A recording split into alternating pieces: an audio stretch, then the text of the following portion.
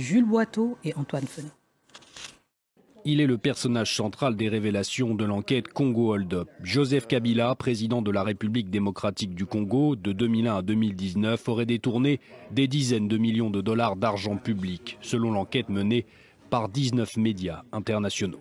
La famille de Joseph Kabila et l'ancien chef d'État et certains associés ont perçu à travers donc une nébuleuse de société au moins 138 millions de dollars d'argent public. Donc on s'est intéressé sur pourquoi cet argent est arrivé, où est-ce qu'il est allé, qui sont les bénéficiaires. On a découvert d'énormes retraits en liquide, on a découvert l'évaporation en fait des recettes de l'État. On a suivi en fait toutes ces transactions. L'enquête révèle également que 100 millions de dollars supplémentaires auraient été crédités sur les comptes des membres du premier cercle de l'ancien chef d'État. Au cœur du système, la BGFI Bank, dont le frère de Joseph Kabila a été directeur de 2012 à 2018. D'autres révélations sont à venir, avertit le collectif de médias. Leur retentissement pourrait être énorme dans un pays où 70% de la population vit avec moins de 2 dollars par jour. On retrouve, pour aller plus loin, Yann Philippin, journaliste à Mediapart et membre du consortium de journalistes justement qui ont enquêté sur ce dossier Congo Hold-up. Merci Yann de nous retrouver. Alors votre dossier, publié dans Mediapart, révèle un système huilé sans être sophistiqué qui a permis au clan Kabila de détourner 243 millions de dollars, dont 33 millions en liquide, 72 millions d'origine inconnue, etc. De l'argent public. Mais on se demande comment justement se faisait et comment ce système a été mis en place. En fait, c'est très simple. Vous savez, d'habitude, ce sont les voleurs qui braquent les banques. Mais là, en fait, c'est la banque qui a aidé Joseph Kabila à braquer l'État.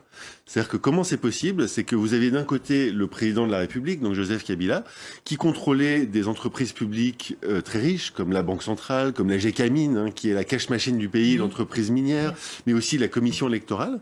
Et d'un côté, de l'autre côté, son frère, Francis Sélémani, qui contrôlait la banque, la BGFI Bank. Et toutes ces entreprises publiques, elles avaient des comptes à la banque. Et donc, quand vous avez d'un côté le président qui contrôle les entreprises publiques et de l'autre le frère qui contrôle la banque où ces entreprises publiques ont des comptes, c'est très facile, il suffit d'aller de l'un à l'autre. Oui, et vous révélez qu'il y avait une société écran qui était dans un garage. Oui, c'est assez incroyable. C'est une société écran qui s'appelle Sudoil, alors qui, comme son nom l'indique pas, en fait, qui n'avait plus rien à voir avec le pétrole, qui était basée dans un garage à Kinshasa, mais où il y avait rien, il y avait pas de salariés, c'était une société écran, comme on dit. Et cette société Sudoil, grâce à cette banque, la BGFI, a reçu donc au moins 92 millions de dollars. Les 138, c'est les épisodes d'après qu'on va révéler dans les prochains jours. Et ce qui est fou, c'est que quasiment toutes les institutions publiques du pays ont contribué. C'est-à-dire il y avait l'argent de la Banque centrale, l'argent des mines, la Gécamine, l'argent des élections. C'est-à-dire l'argent censé organiser les élections est arrivé chez Sudoil pour la CENI, exactement. L'argent des routes, le FONER, alors que la RDC, c'est un pays qui manque cruellement de routes. Il y a énormément de pistes, ça manque de routes goudronnées. 10 millions de dollars des routes qui sont arrivées chez Sudoil. Et peut-être la cerise sur le gâteau, c'est l'argent des casques bleus congolais. Oui, c'est-à-dire, c'était la paye des militaires congolais qui étaient en mission de maintien de la paix en Centrafrique. 6,8 millions de dollars qui auraient dû servir à payer ces soldats congolais et qui se retrouvaient dans cette société écran immatriculée dans un garage et qui est contrôlée par, devinez qui, Francis Sélémani, le frère du président et directeur de la banque. Alors justement, vous révélez qu'au-delà du président lui-même, c'est tout un clan justement qui est impliqué dans ce détournement. Oui, alors les deux personnages principaux sont donc le frère adoptif du président Francis Sélémani, qui était le directeur général de la banque par laquelle sont passés ces détournements. Mais il y a aussi sa sœur, Gloria Mteyu, qui est connue pour son amour de la mode. C'est elle qui organise la Fashion Week à Kinshasa et qui était à la fois actionnaire de la société Écran et aussi actionnaire de la banque dont elle avait 40% des parts.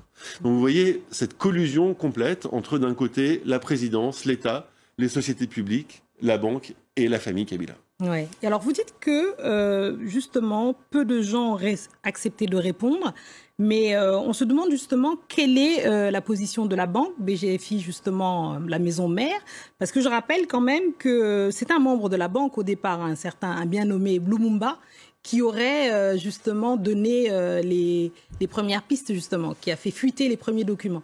Tout à fait, c'était en 2016 et donc Jean-Jacques Lumumba, qui était un ancien salarié de la banque, qui est devenu lanceur d'alerte, avait révélé de premiers scandales. D'ailleurs, nous reviendrons sur certains des scandales qu'il a révélés. Il faut bien préciser qu'il n'a absolument rien à voir avec l'opération actuelle. Hein, ce sont d'autres documents, mais qui confirment complètement ce que M. Lumumba avait dénoncé donc dès 2016, avec un premier volume de documents qui était beaucoup plus partiel. Et là, on peut dire que c'est oui, que c'est vraiment gigantesque. Hein, 3,5 millions et demi de documents. On a prévu, nous, à Mediapart, de publier plus de 20 articles. Donc vous imaginez, ça va s'étaler sur 2 semaines. Donc les révélations ne font que commencer. Oui, d'accord. Les révélations ne font que commencer. On l'entend. Et pour autant, est-ce que, justement, il y aurait d'autres personnalités qui seraient impliquées, par exemple ? Oui, alors on en révèle déjà quelques-unes qui étaient et qui sont d'ailleurs toujours pour beaucoup des personnalités parmi les plus puissantes de la RDC. Je pense à Deogracias Mutombo, qui a été le tout-puissant jusqu'à cette année gouverneur de la Banque de France du Congo. Une autre personnalité clé, c'est Albert Yuma, qui est le président de la Gécamine, hein, donc la société minière d'État, la cash machine du pays, et qui a versé 20 millions de dollars, cette entreprise publique, à cette fameuse société écran dans un